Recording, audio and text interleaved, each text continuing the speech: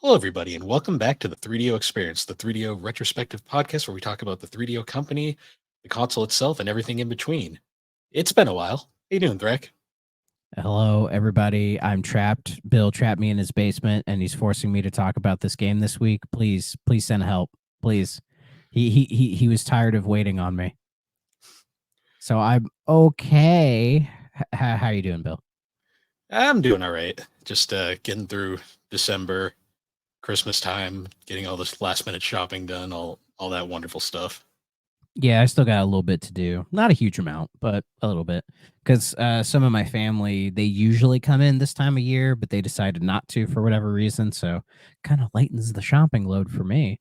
But other than that, it's all right. Like, I'm finally done with school. So I get to relax a little bit and play some games. So if anybody follows me in the Discord, they know I've been playing through the Assassin's Creed games and I'm on Unity. So far, I'm liking Unity. I'm liking it. But we'll keep going with it because I plan to play them all anyway. So Mm. Yeah, lots happened since the last episode we did because that was in October, I want to say. yes, And E3 officially died today.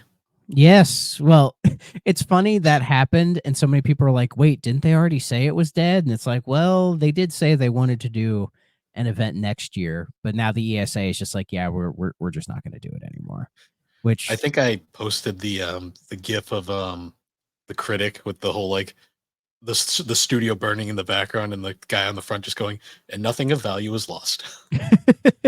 well, I think once COVID hit, everybody knew E3 was on borrowed time at that point because nowadays you don't need to do E3. It doesn't you don't need it anymore. You can just go on like Twix or whatever and say, "Hey, we're going to at this time we're going to talk about whatever," right? And you just Mm. hit live on like a live stream and just a bunch of people flood it and watch it. Like when I saw Level 5 of all companies doing like live streams about, "Oh, here are the games that we're working on," or whatever. I'm like, "Yeah, this shit's dead." I Yeah, mean, I think. Tokyo Game Show still exists, Mm. but I think the perception around TGS is a lot different than E3. For one, I don't think it's hosted by a bunch of shitbags that Yeah, E3 was, but I don't know the details of TGS. But and also, I just think the Japanese culture, they're just more loyal to that kind of stuff. mm. So, and TGS is cool. I always like when it comes around, Yeah. but yes, E3 was kind of cool back in the day. The big thing like now is the second Nintendo realized they didn't have to do a big production and like could just live stream it with like maybe like one or two people there. That was kind of like the sign. I'm like, okay, this is gonna become the norm pretty soon. yeah. The birth of the Nintendo Direct was definitely probably the beginning of the end. And if I remember correctly, when Nintendo Directs first came out, people were mad that they Yeah, were like, because "Why are people they not doing E3 stuff anymore?" well, because people missed like the craziness, like everyone remembers the Reggie like "My body is ready" quote and like all the like Miyamoto like hilariously trying to play Wii music on stage. Oh yeah, all that stuff is classic. Or their infamous fumbling of the Wii U. Like I think it Yeah, was I think it was E3 2012 when they're like, this is what the Wii U is, and everyone is like, "What? I still don't know what the Wii U is."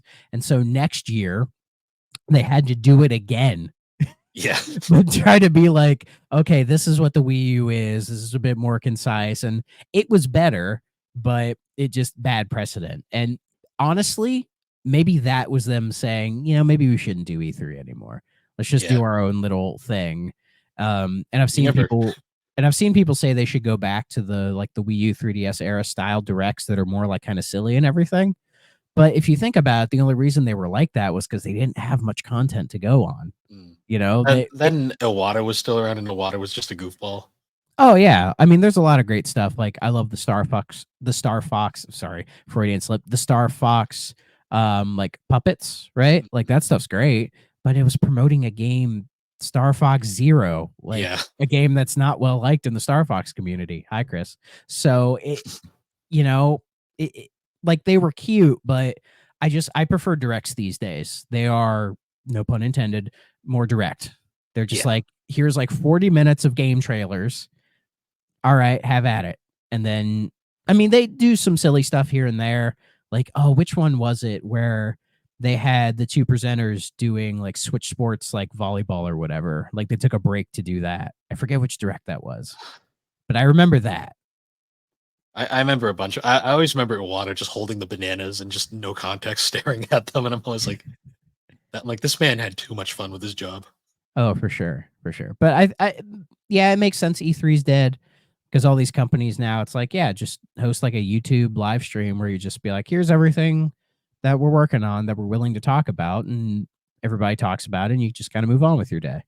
You know? Honestly, like thinking back on it, like the things I'm gonna miss about E3 aren't even like the good parts. I just gonna miss all like the dumpster fires that happened all the time, Oh God, so many dumpster fires. like giant enemy crab attack for massive damage. Like, This game is historically accurate. I mean, going tying Two into the ninety show, nine. 299 was a big one. 299 was classic. My favorite is tying into the show is like the first E3, 3DO was there and they did not know how to do a fucking presentation. It was great. Yeah, like people forget the 3DO was even there. But if I remember, like the early E3s were just like trade shows. They weren't open to the Hmm. public or anything. So a lot of the presentations, like Nintendo's presentation, was essentially a PowerPoint where it's Mhm. like, oh, here's our sales trends in the last financial quarter, and here's where we're predicting to go. And with the announcement of the Nintendo 64, we expect like a 30% market increase by the end of fiscal quarter. Like, who gives a fuck, right? Yeah. Like, show me Mario. But E3 was different than what it became, and I just think it became a beast that was too big to tame, Mm. and that it needed to change drastically, or it was just going to die. And I think they weren't willing to do the steps they needed to do to change it properly. Because which E3 was all online? Was it 21? I think so. I know the later ones was really starting to get pretty bad, like towards the end. Yeah. Yeah, because I think they canceled 20 for COVID. And then 21, they're like, it's gonna be all virtual, and people were excited to see E3 back, but we're like, I don't know. And then I remember watching a lot of it and just being very whelmed by the Yeah. whole thing. And then I think they canceled it last year. Or did they? I forget. Yeah, they canceled it twice because I remember I kept posting the and nothing of value was lost gif like for the last 2 years because I've always been Yeah. like, I'm like, this thing is just a corpse that like just needs to go away at this point. Yeah. And seeing that now it's finally dead, I think we can all move on. But I said to a coworker of mine who's really into games as well that don't be surprised if in about, I'd say 5 years, either the ESA or some other company decides to try to bring back Oh E3 or yeah, do something E3 adjacent to try to get the magic back. you're gonna But see a lot of hello fellow kids. yeah, but it's not going to work, I No, mean, and you even have like Jeff Keighley with the Game Awards and Gamescom and Summer Game Fest. Well, he doesn't do Gamescom, but like Summer Game Fest, all that stuff. Where I think he's maybe trying to fill that role, but Summer Games Fest is kind of like a whole different thing entirely. And I'm sure that'll be fine for what it is. Like Summer Games Fest is kind of whatever, to be honest, but you know, it is what it is. But yeah, speaking of kind of whatever, the Game Awards happened. they Did you did. watch? I saw clips. I was very whatever on what won because I really don't care that much about the winners. I was mostly into the trailers. There was a That's couple really good ones. yeah. To be honest, it was kind of I don't know. Games have just been weird lately, like with new releases. I just haven't Like, been what do you really. mean? I just haven't been feeling anything recently, like that's been coming out. Like I don't know if it's just because I'm like I'm just getting burned out on all the AAA releases that have just been kind of meh coming out lately. That's fair. That's fair. It like so many people are making games these days than say like even 10 years ago Mm, that I think it's easy for so many things to kind of get lost in the shuffle. And if you think about a lot of the Keeley announcements, they are just kind of like random, like, multiplayer looter shooter things that are like yeah, that you watch them and they're already announcing like season packs. And I'm like, who the hell's even going to play this game when it comes out? It's all these companies trying to chase trends essentially and have like the next big hit on their hands, right? But if I yeah, remember, it's Jeff Grubb who said like the next big hit isn't going to be one of those games. It's just going to be some random fucking thing on Steam that blows up. Oh yeah. And right now, what's the hot game right now? Lethal Company, a random fucking game on Steam that blew up that I didn't hear about it until like a week ago. And then I looked into it and like everybody's like, this game's fucking amazing, And it looks like shit. It looks like some PS1 garbage. But from what I'm told, it's a fantastic game. So it's just a lot of companies chase trends. But I think the Game Awards this year had a couple better trailers in it, like the new Monster Hunter, which that doesn't look like a PS5 game to me. It honestly looks like Rise, but whatever. It's probably going to be multi-plat. I'm Well, guessing. well, I'm told they confirmed it for PS5, Series, and PC. They haven't confirmed a Switch version. Honestly, I think it'll be a Switch 2 because Maybe. we're getting close. I think the rumor is January. We're going to hear about the next Switch, so we'll see. The Sega thing got me excited. Naturally. Yeah, I saw the Jet Set Radio reboot. They're doing Jet Set, Crazy Taxi, Shinobi, Golden Axe, and Streets of Rage. Like all 5 of those had gameplay, or at least had footage that they showed that they're working on. Then they said and more, whatever that means. Maybe a new Shining Force. That'd be amazing. But if anything, that might be the whole the Sega Super Game thing. That might be what it is. Like them maybe doing like a hub for a bunch of their older, more kind of niche franchises that a lot of people want to see back, and they find some way of getting them back. Because I think you would agree with me that Sega just has a shit ton of amazing IP that they've been sitting on for decades at this point, not doing much of anything with, that they really need to do something with. I mean, we had Streets of Rage 4, which was fantastic, but I think the they didn't success of make it. Streets of I know that's the interesting part. I think the success of Streets of Rage 4 is kind of what kind of alerted them that, hey, maybe these games aren't so bad. Then like the Yakuza games, like they keep throwing their classic Sega arcade games in there as little Easter eggs, and people go nuts over them. And it's kind Oh of yeah. like maybe there's something here, Sega.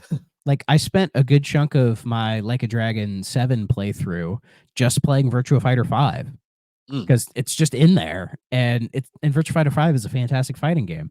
And then I think it's Like a Dragon Gaiden has the first like international release of Daytona USA 2. Obviously they don't call it that, The but version that we didn't get, which is and from what I'm told, it's amazing that like it's finally Daytona 2 here. is is a really fun game that it's kind of a bummer we never got. Yeah. So I think Sega are finally realizing that like we can be nostalgia driven, but it doesn't just have to be Sonic. It can be everything, Like, bro, if we get Shining Force 4 out of this, oh god, I'm gonna be so annoying. It's gonna be ridiculous because I'm gonna be so fucking happy if that is a thing, and it better, or at least if they do something with the Shining series, because as far as I know, it's dead and it's been dead for a long time. Well, we got Renaissance Refrain like a couple of years ago, but that's a Tails Cop clone. Yeah, So that game's fucking shit. Like, to me, the last great Shining game was Shining Soul 2 on the Game Boy Advance. PS2 ones are fine, but nothing amazing. And then there are some like DS ones that aren't much of anything either, but it's just I just want another Shining Force. Like I'm sure Camelot, they're not that busy right now, okay? Just give them a call. Like a lot of the guys who work at Camelot worked on the original Shining Force games. They're still there. And people have asked them if they would do another one, and they said it's up to Sega, but they said they'd do it. Yeah, people forget Camelot's not owned by Nintendo. They're an independent studio still. Exactly. So just have them return to their former glory, Yeah. But in any case, this is the padding for this week's episode because we decided to return on a game that, unfortunately, in my opinion, doesn't have a lot of content to it. That is Alone in the Dark. This game to me is like I'm gonna name the episode this just out of like this is kind of like the first thing that came to mind after I played it again. This game is literally the definition of cultural significance doesn't always stand the test of time. It's more important than good. Yeah. And to be honest, this is like the second time I've played this game in like the last year because I actually A shout out to Retro Hangover. I actually joined them for their Alone in the Dark episode like 2 years ago, I want to say. And playing it again now, it's not much better than it was then, I will say. Yeah, I did you play the 3DO version of this? Yep. Okay, because I played the PC version of this that you can get on GOG or Good Old Games, because the 3DO version is very pricey, and I didn't think it was worth it. So I will recap for the audience my entire experience playing this game. My playtime in it is like half an hour. So just a preface, so I can cover it all. So I download the game, I start playing it, and I'm like, oh, what are these controls, right? And then it's like, oh, I have to use the arrow keys to move. Like I can't WASD it or anything. And so I'm trying to play it with that, because as far as I know, this game only has like the two major buttons. So you use the D-pad to move, or the directional keys to move, and then space is like your actions, and then enter is to go into your menu to select the actions that then you have to push space to do, Yes. which is really complicated. So This game anyways, has like fighting mode, and it's not good. yeah. I mean, the whole game is a fighting mode. Anyway, so I'm trying to do it, right? And then because you're in that first room, you select a character, which I don't think has much to do. Doesn't change anything at all. Yeah. I mean, it might change it for story purposes, but, you know, I don't know. So I'm trying to play the game, and, I'm trying to figure out these weird controls and where I am and what I'm trying to do. And then this polygon beast just comes crashing through the window, and he's got these weird gnarly teeth. He looks like a dog or something, and he just comes at me, and I'm like, shit, what do I do? And he just kills me. Yep. And I'm like, well, that's a good start, isn't it? Don't you love So when the first room in a game is timed? yeah. So what I did was I did a couple things. First thing I did was download the e-manual, which GOG actually does, or at least they scan the original manual so you can look through it. And I looked through it a little bit to see what the actual controls were. And I'm like, really, this is it? And then so I downloaded an app called Joy to Key, which is one of those apps that if you plug like a game controller into your PC, you can then use this app to be like, oh, the D-pad on this controller is the directional key, so you can move and everything. So I was like, if I play it with a more conventional controller layout, maybe I could get further in it, right? So I do all that setup, which took me longer than I'd care to admit. And then I also pulled up a guide, because I'm like, this is an old game. It's not going to tell me exactly what to do, and I doubt its game design is intuitive. So let me just see. And so I start playing the game again properly, and the first thing the guide tells me to do is take the chest or the wardrobe right by the window, push it, Yep. so he can't get through the window. I'm like, okay. So I do that, and then they're like, you need these specific items. And as I'm getting the specific items, a zombie just opens the hatch Yep. on the floor, and he just slowly like, I'm gonna eat you, right? But he's slow, so he's easy to dodge and get around. And so I get the items, I leave the room, I then go down, I think it's the stairs, and then there are those rooms that's like right by, but you can't go through the hallway floor, it'll drop dead. So it's like, okay, I go in this room doing the things, and then the zombie comes out, and then I just kick him to death, because again, is like to fight people, you have to select fight, and then Yep. you have to hold space to get into your fighting stance. And then you use the D-pad to be like either to punch or to kick. And it's like, who decided this? Right. And it's so slow, and it's so just monotonous, right? But Yeah. the zombies are easy to kill. So I'm like, okay, I kill him. I go in another room, another zombie comes out. I try to close the door on him. It didn't work. He clipped right through it. So I end up killing him with my feet. And then as I'm going into the next room, like the bedroom, right? The guide says, now hang on. They say you have to there another monster is going to jump through that window. But you have at this point you have the rifle. So they're like, get into a position where you can like aim it like right at the window. So when he jumps through, you can just, and I think they said like 2 shots will take him out. Hmm. I attempted this probably a dozen times because the controls are just so bad and the Yep. timing is so weird and you can't aim the gun properly, you know? And Yeah. so sometimes it would just be me unloading all my rounds to hopefully hit him, and I would hit him maybe once, and then I would reload the save, try to time it and maybe do a little better, but it still wasn't killing him. And it was just so frustrating. I said, I can't do this, man. I can't. I tried, but I couldn't get past like the third enemy that I came across in the entire game. And to think there were people in 1992, I believe, when this came out, that tried, that were able to stick with this game to the point of beating it and even writing guides about it. They have my undying gratitude and respect because I just cannot fathom doing that these days. Gaming has changed a lot in 1992. And even games like Resident Evil 1, which this game is an obvious influence on. I think this is what this game is known most for. This Is game this was the first 3D survival horror game. Yes, and yeah, predating Resident Evil by a good 4 years. Oh yeah.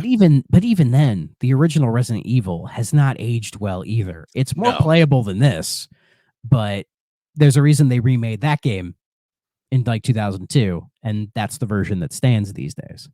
So, yeah, so Alone in the Dark is rough. I don't particularly care for it, but I do have a lot of respect for it for being ahead of its time and trying something new and unique. But you can be too ahead of your time. And I think this Yeah. game is a prime example of being way too ahead of your time.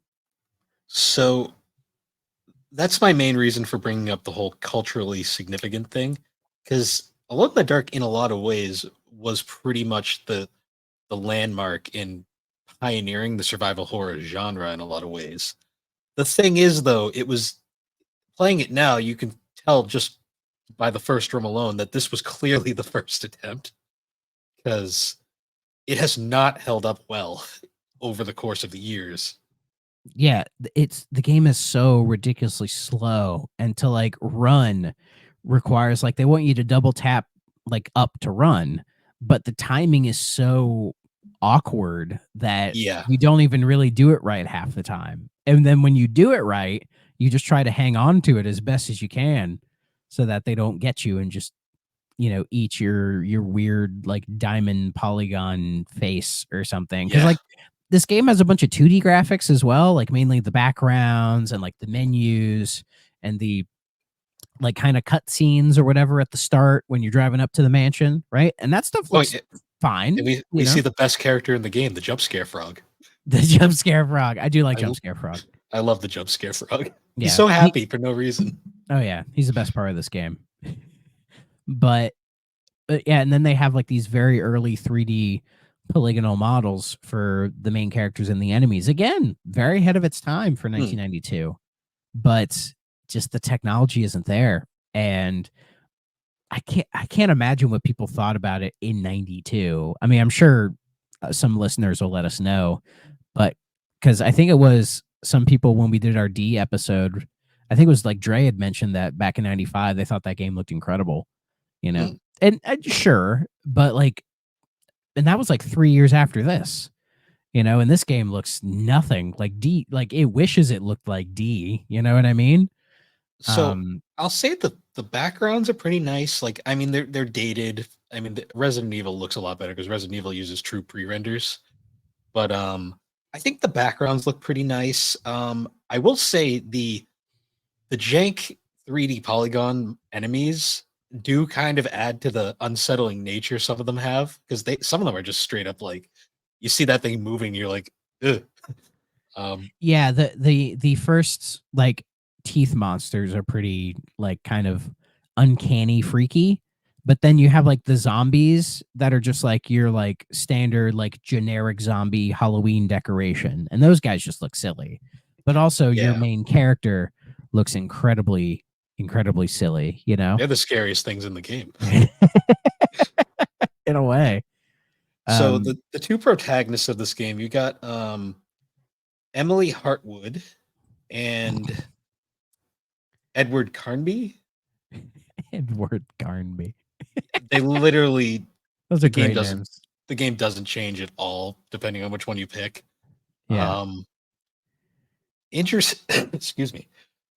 One thing I really find interesting about this game is so this game is like one of the earliest games developed by Infogrames, nowadays known as Atari. Atari In the SA, I believe. yeah, in that confusing mess that is Atari's history. Um, and this game was actually created by Frederick Renal, and he was heavily inspired by like the H.P. Lovecraft, like Cthulhu mythos, and like directors like George Romero. And you can kind of see it in a lot of like especially like the ending, the game over screen, which you will see a lot playing this game, by the way. No, yeah. Which the game over screen looks fantastic. It looks Mm. very Lovecraftian. Like the art in this game. So things about this game that I really enjoy, like that, unfortunately, you have to play the game to experience is the art style and direction is actually pretty good. It's dated, unfortunately, just because of the times, but for the time, it looks really nice. Also, there is something that Resident Evil very much borrowed from is there is a ton of little like Easter eggs and stuff that you can find by just like exploring around, like examining different bookshelves, like and there's all sorts of lore and stuff. It is really interesting stuff to read. The problem is you really have to go out of your way to find all of it. Yeah. And also the big another thing for Resident Evil is the setup with the the predetermined like camera angles and the tank controls, like to the point where I'm pretty sure like Shinji Mikami has said like this was his biggest influence It was this and on Sweet Resident Home. Evil. And Sweet Yeah, Home were like his two big ones. yeah, it feels like they took the horror of Sweet Home, which I think is actually not bad for what it is, Mm. and tried to put that in a more sort of Alone in the Dark style like game because it was like 3D way. Because Sweet Home is just like an NES game, so Yeah. they had to do something a bit more modern with it, And it's fair to say this game crawled so Resident Evil could walk, you Yeah.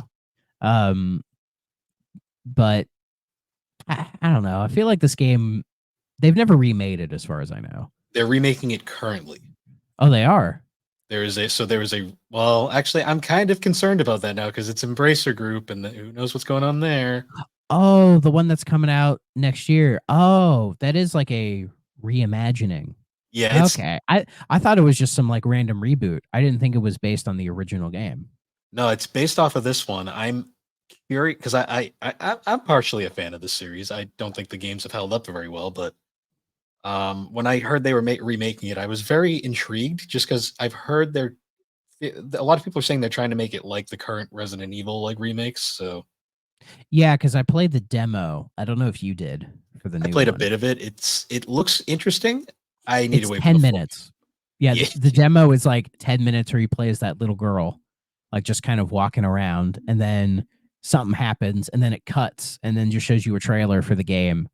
Mm. That's basically it. So, um, but yeah, see, hearing that the new one is a reimagining of the original actually gives me a little more interest in trying it Mm. because yeah, as you said, like with the lore and like the Lovecraftian thing, like you can definitely tell the creator of the game wants to, he's trying to have some kind of artistic expression with it, taking his influences and crafting a new experience around it.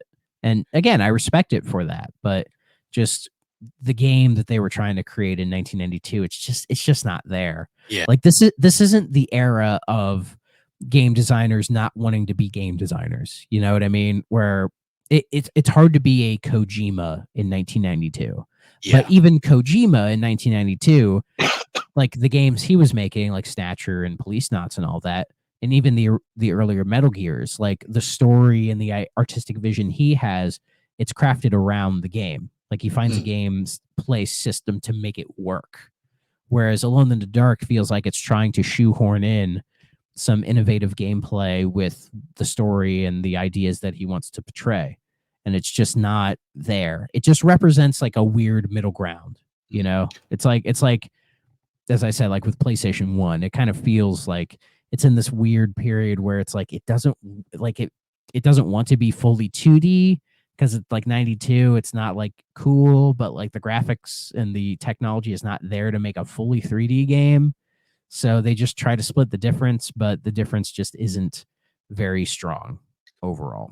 Yeah, it's interesting because the plot itself, other than the opening cutscene, which has this actual kind of nice narration that kind of gives you an introduction to what's going on, the story itself is pretty much non-existent throughout the game. The only way you really get any sort of story is actually by exploring the manor and like reading all the different like subtle texts that you can find.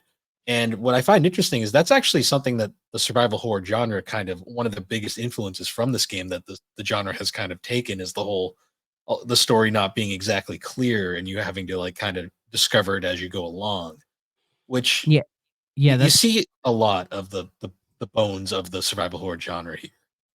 I mean, and also like games in general, if you think of like say like the Dark Souls series that does something similar to that. I doubt it was like a direct inspiration or anything, but it seems a lot of games these days try to do the whole like they don't spoon feed you the story. You kind of have to piece it together yourself, which I'm two minds about that. But yeah, at least with like the survival horror genre, I do with like say Resident Evil or Silent Hill, I think it does a good job when it does kind of break up that story through lore, but it works better in my opinion, a more linear context. Mhm. When you're just kind of following the linear story and then they're just like, "Oh, do you want to read this little thing on the side, while you're going through the game?" And it can help, piece things together for you a bit more. Yeah, So, it's funny too because this game also has something in this from the survival horror genre that I'm not a huge fan of, and that's a lot of cheap death moments if you don't yes. grab this one item here. So this game has a wonderful moment that you can very easily fall into. There is this like Native American like blanket that you can find on a Yes. wall, and if No, you it's in the wardrobe. yeah, in the wardrobe, that's right. And you're supposed to put it over a pioneer painting that you'll find later on in the game. If you don't do that, you're gonna get shot with an arrow and just die. It's like it's like if you anyone who's ever played Clock Tower Ghost Head, if you don't check that goddamn suit of armor at the beginning of the game, you will literally end your game right at the end. So Yeah. Yeah, I hate that shit. Because I could imagine even back then you don't if like the game doesn't tell you, so when you die it's like, well, what am I doing wrong? mm. So And I will say the one thing that this game does that I really enjoy that no other survival horror game really did was you can save anywhere. yes, you kind of need that Yeah. though, because there are so Yes. many like when I was talking about the whole trying to kill that one monster that jumps through the window, like I save like right before that. So it's like when I die, I'm like, hey, let me just load it and try it again. And I still just couldn't do it. Yeah. But yeah, saving anywhere is useful. It's kind of essential. In fact, the guide I looked up for this game, literally the first tip is just save. Yeah. Save like as often as you can, because you're gonna need it. And even said make multiple saves, but I had no idea how to make multiple saves, at least on the PC version. But it So, didn't oh, matter. fun fact: Alone in the Dark has a memory manager. Hey, about fucking time we got one. That's the game that I discovered the person who owned my 3DO before me really liked FMV games because he had nothing but saves for those. So, how's the memory manager look on this? Uh, Is it spooky themed? no, it's like purple lines. It's really lame. Oh, But it's there, and you can manage your memory, which is very nice. maybe that's why it's so expensive on the 3DO. Maybe, Also, interesting fact: this is the lone console port of this game. Is the 3DO version? I thought I had more. Nah, so I need to make a correction because I made a mistake in the Retro Hangover episode. I thought that there was also a port for the FM Towns Marty system in Japan. I was incorrect. It's not the console, it's just the FM Towns PC. Ah, okay. But the closest thing to a console port other than the 3DO is I guess the iOS ports. Yeah. Who the hell's playing this game on their phone whenever that port came out? Like who the hell's doing that? the craziest Alone in the Dark fans, I guess. I mean, I'm sure there's somebody out there, and I'm sure we're making them very mad. Yeah. Let's see. So Oh, Alone in the oh, it's Alone in the Dark too. Never mind. yeah, yep. Oh god, I'm losing my voice. Okay, it's back. Um, so what's weird though is like this game kind of just ends once you discover there's like some weird like burial ground underneath the mansion because like there's a whole sewer section. It's very easy to die in as well because everything's easy to die in this game. There's a whole sewer section. The Yeah, you hell? go underneath the mansion. There's like this whole like underground temple thing because there's like this burial ground. Crazy, crazy plot. That is ridiculous. I'm sure the plot is fascinating, and hopefully this like kind of remake of the original or reimagining, wherever they're calling it, allows for that original game, that original story to kind of get a second chance. Mm. So What What's funny is so this game's controls have not aged well at all. you Um, don't say. and a lot of people, so one thing I always get asked because people know I played the 3DO version is they're like, does it play any better with a real controller? And my answer is no, because they programmed the 3DO controller like the PC. So I assume you use the D-pad to move, right? So the D-pad movement is about as what you'd expect, but you have to like shuffle through menus still to get to combat and other thing like regular mode, which is very counterintuitive. The one thing that the controller does make better is getting to run mode because like double tapping the D-pad just works better than the keyboard. I'm sure that helps. At least, and especially when I tried it on my little 8-bit do with the Joy to Key app, like the timing was just weirdly funky on it. Yeah, Um, that in the 3DO version's resolution is slightly worse, but that's to be expected for the time. yeah. Does it have the sound effect music on and off, like kind of controls, or just not at all? Uh, Kinda. It's like they it feels like they just did a straight port from PC to 3DO in a lot of ways. Yeah. Yeah, it's very weird. So, because even when I tried to optimize it for my little controller, it still didn't feel right. But Yeah, this game is just unfortunately is jank just from age. it's a game that if you want to experience it, you'd be much better off looking up a YouTube like 4K 60 FPS full game walkthrough, no commentary, 100% whatever, right? Yeah. And have the comments full of like, oh, this is an underrated masterpiece, games aren't this good anymore or some shit. Like Yeah. that's how you should experience this game, is through that. Like the one Alone in the Dark game I've always wanted to try is the one from 2008. Oh, Inferno. Oh, is that Well, what it's the as far as I know? PS3 update is called Alone in the Dark Inferno. Oh, okay. Because I've always just heard of it as Alone in the Dark, but 2008. So the Um, original Xbox 360 release was like super buggy. yeah. They fixed it up for the PS3 port and they re-subtitled it Alone in the Dark Inferno. Okay. It's not the worst game ever. I mean, it's not a great survival horror game by any means, but it's not as bad as people act like it is. Yeah. It's better Apparently, than most of the series. So that's fair. Apparently, Atari was very upset with people's reviews at the time. Apparently, because yeah, these reviews are not good. They're no, not good at all. I mean, Because funnily enough, when this game came out, um, I used to be a big fan of the Spoonie experiment, Noah Antweiler, and he reviewed this game, and he was playing it on the PC, and he just basically spent most of the review talking about like all the horrible bugs and all this like weird glitchy shit that was happening and how just the game kind of sucks. But I've seen a couple people say like it's okay, it's okay. it's Um, like it's not the worst game I've ever played. Like I've played much worse survival horror games in my time. Oh, I'm inclined to believe that. So, but because then there was Illumination in 2015. I didn't even know that was a Oh, thing.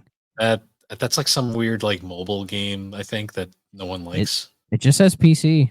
Oh, PC, that's what it was. Yeah, it came and went. The one that a lot of people like to bring up is the new Nightmare. I know the Game Boy Color version is got ported to Switch Online of all Yeah, I fucking remember games, that. and I Um, played it. I played probably maybe like half an hour of it, and I really enjoyed it. Actually, yeah, it's it, not it bad. it's an example of something being like the Game Boy Color version being very impressive for what it is. Like It's it's like still not, Resident Evil Gaiden kind of, where it's like no one talks about it, yeah, but it's actually surprisingly decent. or a Metal Gear Solid Ghost Babel. Mm. Where it's like these weird Game Boy Color ports that are like, oh, this actually isn't bad. The Daikatana Game Boy Color is actually like better than the original game. You can And actually use the Daikatana. yeah, and then Perfect Dark on Game Boy Color is actually pretty good too. Hmm. There's a lot of weird Game Boy Color ports at the time, and I mean, yeah, even the this actual console version of A New Nightmare it's an interesting game. Like I have the Dreamcast version, and I have Mhm. to say it's actually not a bad survival horror game. It's not the best survival horror game on Dreamcast by far, but Yeah, it's it's interesting. It's solid. and apparently Stuart Copeland helped out on the music Hmm. of of all guys. You know what? A game that kind of reminds me a lot of this game, although I think the game I'm referring to is better than Alone in the Dark. Clock Tower, the original one. Yeah, yeah, but I think Clock Tower does a better job at being like a spooky, scary game. You know. Because Clock Tower has a lot of moments where like it kind of like will fuck with the player. Like to me, like one of the most iconic moments in Clock Tower is the scene where you see your friend fall out the window, Yeah. and it literally it tricks you because it's like if you go and check and see if she lived, you get the bad ending. They all die. It's like you just have to leave her, like let her fall, and like that's how you get the good ending. Yeah, that's fucked up. But Japanese horror is kind of fucked up anyway. I will say about Alone in the Dark, one thing I really like is the music and atmosphere. Yes, it does have a very solid atmosphere, because you definitely get the sort of spooky vibes from it. But, when you see your polygonal people, Yeah, for me anyway, it took me out of it. yeah. You can really tell that the polygons just weren't there at the time. Yeah. And like, I'm not comparing these two games because it is absolutely unfair. But like the last horror game I played was the Dead Space remake. Hmm. And the Dead Space remake does a fantastic job with atmosphere and like really getting you into that like kind of spooky vibe. I honestly wasn't that scared by it, surprisingly. Um, but it is such a brilliant, especially with the audio. Like it does a really good job of like freaking you out. And Alone in the Dark, like I think it's trying to as well set a like an atmosphere, but it just doesn't click the same way as that. But it obviously not fair comparisons, but No, um, it's interesting too because this game saw two direct sequels. There was Alone in the Dark 2, or it's also known as like Alone in the Dark. Like it has some weird subtitle yeah, for the isn't there Saturn. Jack in the Dark or whatever? Yeah, there is. So this series is really weird, like with how many offshoots there were. Yeah, Jack in the Dark was the second game. It was made during the production of Alone in the Dark 2. It was kind of used. It was distributed during Christmas. It was kind of just a little side thing as like to tide fans over during the production of Alone in the Dark 2. Oh, okay. Because I know my copy of Alone in the Dark came with it, but I didn't turn it on or anything. It's like Because a little cute little bonus game. yeah, because on GOG you get like a bunch of when you buy the version of Alone in the Dark. Like, oh yeah, because I bought Alone in the Dark 1, 2, and 3, and then yeah, I think one comes with that like Jack in the Dark. Like when you boot it up, it's like, oh, do you want to play Alone in the Dark or do you want to play Jack in the Dark or Mm, whatever? So and I did not attempt any of Jack in the Dark. Maybe I should have, but I unfortunately did not. yeah. So Alone in the Dark 2 and 3 were not nearly as well received as the first game because the first game was critically acclaimed at the time. I mean, you got to remember this is retrospective reviews. At the time, it probably was very impressive. Yeah, Um, I could see that. because 2 and 3 did not. They were not made with the involvement of Frederick Bernal. He had moved on to other things by this point, so they were kind of just Infogrames doing what they wanted with the project. Uh, they're Sounds about not right. they're not awful games, but they're also not amazing because by this point, so you got to think about it. Alone in the Dark 2 came out in 93. Like we're getting pretty close to Resident Evil at that point. And then I believe 3 was 95. I believe Resi was already out by then. Yeah. And are they any different as far as like graphics or gameplay or anything? Or are they basically the same thing but with slightly different stories? They might look a little better, but they're all pretty jank. Mm. They all run off the same engine, basically. Okay, so they never tried to bother like fixing them. They just thought, "Oh, we have a bit of a hit on our hands. Let's just, Yeah, they basically suck it dry." they milked it for a couple of years, let it die until like the 90s when they could actually make it look good, and then they did the new Nightmare. Okay. That sounds about right. Let's Yeah. see. Let's see sales. Let's see. By March of 93, it was the second best-selling DOS game. By 97, it had sold 600,000 copies, and by January of 2000, it had sold over 2.5 million copies. Hmm. That's pretty good, Yeah, especially in those days. the game is there's a reason why the game is so fondly remembered. Like it was nothing like it at the time it came out. Yeah. Oh, it's in the reference book, 1001 Games to Play Before You Die, apparently. Yeah. I don't know if I agree with that, but Yeah. Yeah. I don't agree with that either. It says so it has there by platform. There was one 3DO game in there. So I just see which game this is. Because I'm going to try to find the whole list. yeah. Interestingly, the 3DO port actually got pretty decent reviews too. Like I got a lot of 70s, and I mean that's not bad. Oh, yeah. I imagine for 92, it was really cool. But again, by today's standards, is it really worth playing? No. No. And that's actually where I kind of want to go to our must play okay, stay away. And I don't want to say stay away because that's unfair to the game in my opinion. I'd instead of stay away, I'd like to say casually observe. Yes. Like I don't think you should avoid the game. I think you should see it as like a piece of history, but I don't it's not a game you should play for fun by any means. I say respectfully stay away. Like Okay. I mean it in a like a nice way.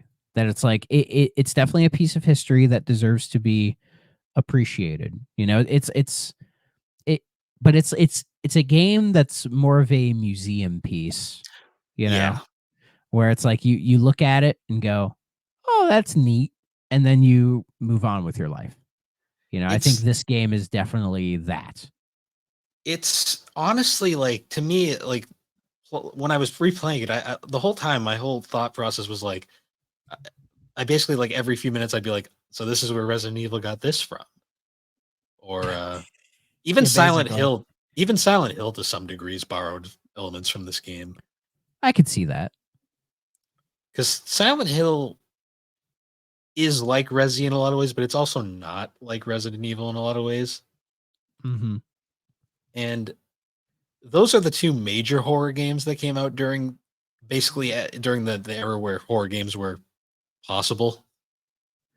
Yeah, well, I think Silent Hill does enough to stand out from Resident Evil because it's clear Silent Hill is using like sort of Resident Evil as its like initial idea, but they go a completely different route with it. Like Oh yeah, instead of going like zombie like body horror, they go more the psychological horror route. yes, and that's the And key difference. yes, and I think that helps Silent Hill really stand out from Resident Evil and why there are some people who prefer Silent Hill to Resident Evil because of sort of the themes that they try to introduce in in the Silent Hill games, particularly like 2 and 3, to make it different. You know what I mean? Mm, yeah, So it's excuse me. It's all part like the main thing is like with Alone in the Dark is really like It's like you said earlier. It literally it crawled so that all these other games could run. Exactly. And there's unfortunately, other than that, there's not a lot else you can really say about Alone in the Dark because it's really just it's a relic of its era. And unlike D, which I don't feel like D has really anything to offer nowadays, there's some significance to Alone in the Dark still that really matters, but I wouldn't say play either of them. No, but I mean, D wasn't even really a game. It was more No, just like trying to be a movie. D's an experience, not a great A one. bat. Yeah. Whereas Alone in the Dark is at the very least trying to be a game, but even still, I don't think it holds up. Alone in the Dark is literally a game that you have to put on like your time period goggles to really appreciate. I mean, even then, that's still tough to do I because, know because we're so used to like modern games. Like well, even if you say like, trying to think, came out in '92. What else came out in '92 as far as video games?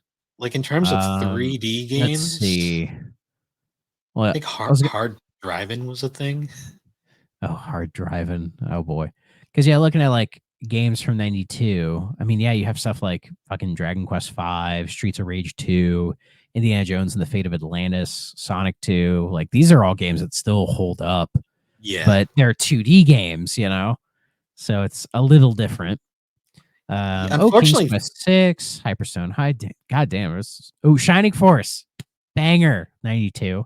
But, should I really compare those to this? No. no. That's no, because they're not the same thing. I mean, even hell, 92 was Flashback, Hmm. which is another game that I think is quite ahead of its time, trying to do something a bit more kind of cinematic storytelling, like a Prince of Persia kind of thing. And Prince. that game definitely you need the nostalgia goggles for, but it holds up a lot better, I think. It's kind of it's similar with like Out of This World, like another game from that era. That's like Yeah. it's Was it really the same company who did those? I believe so. I know Out of This World had had a spiritual successor in the form of a Heart of Darkness years later, Yes. Yes. I which is a did not. great game that I recommend people try out. But I'm trying to think if I played that or not. Maybe I did. it's brutally I difficult. Well, I know I played Out of This World. I actually beat Out of This World, which was really cool. Mm. Um, it was harder to beat than I anticipated, but Yeah, those old rotoscope games are very hard to get into, but like once you get a rhythm for them, they're actually pretty good. yeah, like they're definitely there's a method to their madness, like they feel antiquated, but if you try to like sit in the chair and play it, you can get into it. It just takes a little bit of time. Like you need to be like you want to do like fast paced like platforming because that's what it presents itself as, Mm. but the game encourages you to slow down and like try to think about everything before you do it, you know, ease up, kid. Yeah. So Yeah, other than that though, there's really not much else to say about Alone in the Dark. I feel like once the remake officially comes out, we might revisit it just to compare. But other I than mean, that, I'd be down to review the reboot for the show because mm, I'm sure they would be because we could talk about a modern game and there'd be a lot more to talk about. I think yeah, and we can finally talk about um, Redemption. Road Redemption too. Yeah, yeah, that game's still sitting on my Xbox, just Yep, waiting for me to put more than 20 minutes into it. yep. We're probably not going to cover Alone in the Dark 2, which also was on the 3DO, because it's basically the same thing. Yeah, it sucks. Moving on. Yeah, there's it also has been ported to other things, so it's like it's not even like there's not even like the uniqueness of like the 3DO port was the only console port. It's just kind of there wouldn't be much to say. We kind of touched on it here. It's basically just it's more of this If you played Alone in the Dark 1, you've played Alone in the Dark 2. and 3. Yes. But yeah, so I'm trying to think. So we might not cover it in the next episode because we're kind of thinking about future like alternating between games and just general topics for just to keep the show going. But I figure we can probably decide what the next game we'll cover is. What do you think? So I was thinking it's been a while since we did a racer. Maybe we touch Need for Speed finally. Yeah, let's do Need for Speed.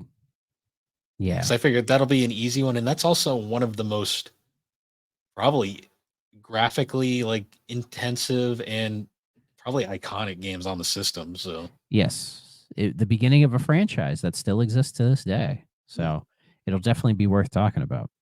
And Oh, if and I think in that 1001 games to play list, I think I found the lone 3DO game, and it is Return Fire. interesting, There are a bunch of other games like say like Incredible Machine or Cannon Fodder that like they had 3DO versions, but I don't know if they're using those.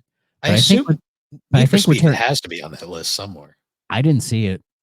Hmm. Um though to be fair, I'm only in like 96, so let me keep going. Uh Yeah, but Neverhood. That's a cool game. That nice. needs that needs like a port. Like that game needs to come back. Nights in the Dreams. I love me some Nights in the Dreams. Hmm. Of course I do. Yeah, I'm not seeing Need for Speed. Though to be well, I will refrain from saying anything about Need for Speed for right now. Yeah. So yeah, so the next game we'll cover will be Need for Speed. Not sure if that'll be next week or the following week. We haven't decided exactly what we're going to cover next, but it yeah, might be better to do it the following week just because next week's Christmas week. So things might be a little crazy. that's true. I Yeah, know so there'll next be well, because was it like Christmas is on a Monday, so yeah. Actually, maybe next week we'll just maybe talk Christmas or something, do like a holiday episode. sure, why not? Do that. It'll be my third holiday special for the GNC network. There you go. All right. So other than that, though, we'll see you guys next week. It's good to be back, It and absolutely is. it'll be fun to talk more obscure 3DO goodness. But until next time, guys, you can find the 3DO experience on all the major podcasting platforms. If you'd like to find all of our links, they are at linktree/the barbecue games. And if you'd like to find more information on 3DO, you can join the GNC podcast Discord server. We got information on all of our podcasts, GNC, Geek Addicts, and the 3DO experience. Or we can talk gaming, anime, or just general pop culture. They're a nice place. Everyone there's pretty cool. And until next time, guys, we will see you all later. Bye bye.